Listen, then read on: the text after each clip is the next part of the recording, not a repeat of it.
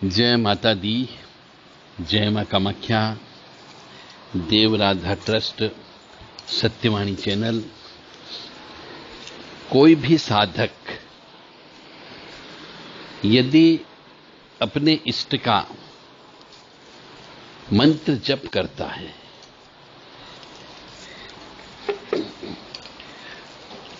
तो शास्त्र के अनुसार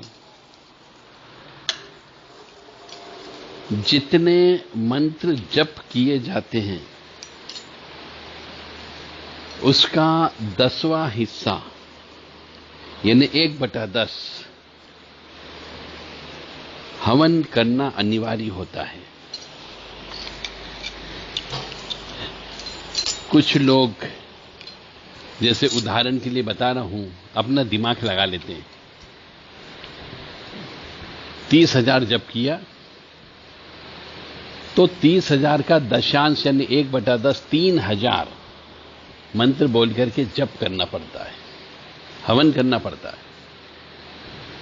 तो कुछ लोग एक्स्ट्रा ज्ञान दे देते हैं कि 30,000 जप किया है तो उसका 1/10 और आप जप कर लो, तो 3,000 और जप कर लिया और 3 माला का हवन कर दो।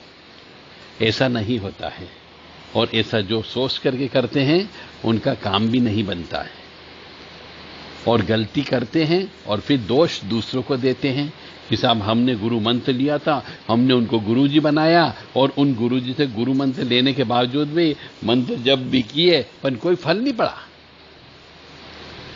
तो उसका कारण ही केवल यही होता है कि गलती आप करते हो, इल्जाम गुरु लोगों के ऊपर लगाते हो, या गलती आप स्वयं करते हो, या फिर वो जप करने वाला यदि ब्राह्मण है तो वो गलती करता है, वही आपको ज्ञान देता है कि साहब आपने 30,000 तो जप करा लिए तो 3,000 और हम जप कर देते हैं, दशांश जप कर लेते हैं और 3 माला का हवन कर लेते हैं। तो आप भी सोचते हैं अरे 3 माला का ही तो हवन बचा है, 3 माला का ही हवन कर दो।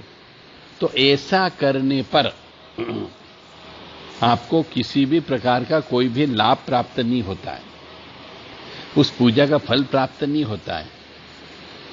यह फल प्राप्त भी होगा तो बहुत देरी से प्राप्त होगा, तब तक आपका भगवान पर से विश्वास उड़ जाएगा।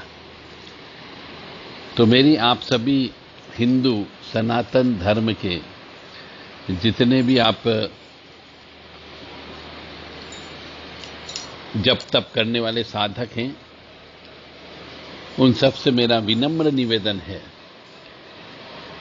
कि जितना भी आप ईश्वर के नाम का जप करते हो, चाहे अपने इष्ट देवता का करें, कुल देवता का करें, किसी की साधना करें, 1/10 हिस्सा का हवन करना बहुत जरूरी होता है। इस बात का अवश्य ध्यान रखें। नहीं करोगे तो फल की प्राप्ति नहीं होगी। मेरा धर्म था आपको ज्ञान देना, ताकि आप ईश्वर के ऊपर उंगली नहीं उठा सको और किसी उस गुरु के ऊपर भी उंगली नहीं उठा सको कि हमने तो गुरु जी से गुरु दीक्षा में मंत्र ले लिया और उसका जप करते हैं, हवन करने का गुरु जी ने बोला ही नहीं इसलिए हमने नहीं किया हवन।